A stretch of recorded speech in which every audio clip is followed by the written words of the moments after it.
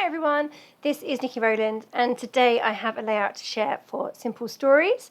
I am using the really cute fur baby dog collection. Now I don't really have any dogs in my life, so trying to find some photos I had to dig deep, and we did manage to find a few, so yeah, just about did okay there, but I was really keen to use this collection because it's so cute. I love all of it. I love the colours, and all the little dogs in it are really adorable. So okay, so I had this lovely photo of my son walking my sister-in-law's dog one day when they went to visit, and so that was the perfect photo to use, and I printed it in kind of 6x4, although it's not quite 6x4, it's a bit smaller than that. And I really wanted to use that speech bubble paper. I love all the colours, I love the bubbles, I love what they all say, super cute. So I thought I'd use a large section of that at the top.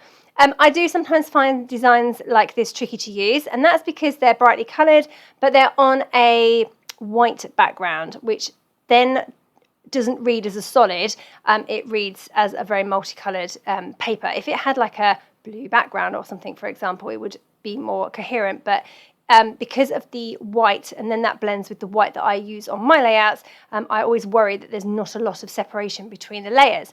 So to combat that, because obviously I wanted to use the paper, I added this strip of green, which obviously, as you can see, is a coloured solid paper, and that worked really well.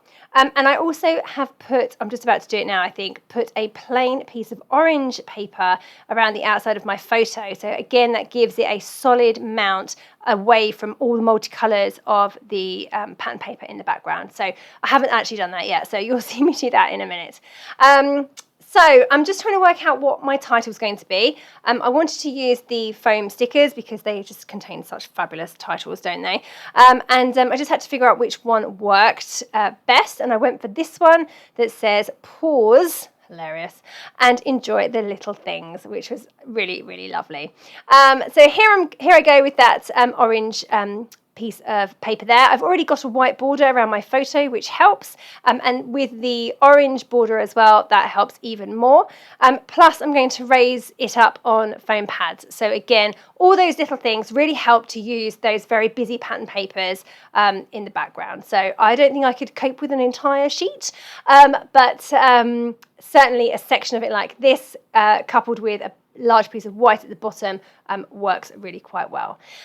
So I was happy with that. And what I'm doing right now is, from the remainder of the speech bubble paper, I'm cutting out the rest of the bubbles, the speech bubbles, and I'm going to, obviously they're similar, they're all match, so because this design is repeated multiple times, so I've just cut them, all the ones I had left are cut out, and then I'm going to put them on the corresponding one and raise them up on foam pads. So in the background, I now will end up with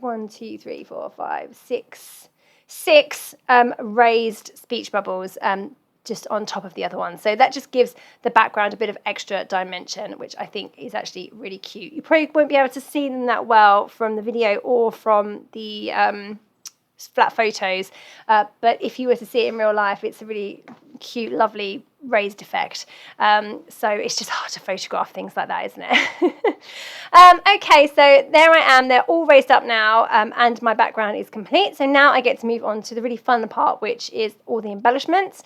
So I've got my title in place already, which is quite big. So I wanted to keep the rest of the layout reasonably simple, but also to extend my design pretty much all the way down to the bottom of the page a little bit. So over on the right hand side, I'm just creating a very small little cluster up there. So it's a little pot full of bones, and I'm adding a tennis ball and a heart, and I add a decorative brad in a minute as well. Just underneath the photo on the corner there, I've got the little doggie. He's so cute, which was the closest match to the dog in the photo, and I've added a bone and a heart, and then I've added 3 phrase stickers. I always really enjoy using those from the sticker sheets. This one says, "Who's a good dog? Play, sleep, then treat, repeat." Fabulous, hey? I don't know who comes up with these things, but they're brilliant. I'm not very good at words, but the person who designs the Simple Stories collections really is.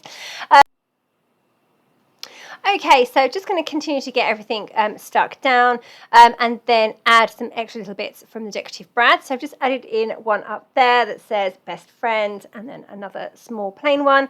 Just added a little chipboard bone on top of the other bone by the dog there, and an orange one, and then a decorative brad that's green with a blue heart in the middle.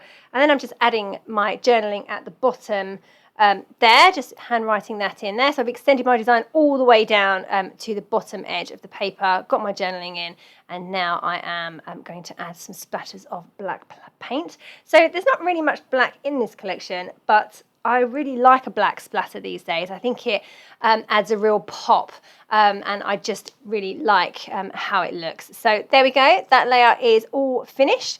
And I hope you enjoyed it, seeing it come together. It was super easy to make. These collections are always so fun and so easy to create with. When you have the right photos, they're just super straightforward to create with and just a pleasure. So thank you so much for joining me today. That was Nikki Rowland for Simple Stories using the Fur Baby Dog collection.